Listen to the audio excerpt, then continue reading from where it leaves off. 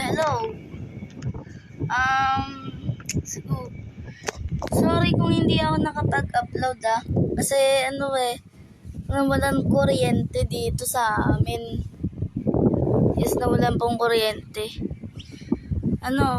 Maaga nawalan kuryente 6, tapos yung nagkaroon na mga 1. Yun, kaya nag-mall muna kami, kaya di na ako nakapag-upload ngayon.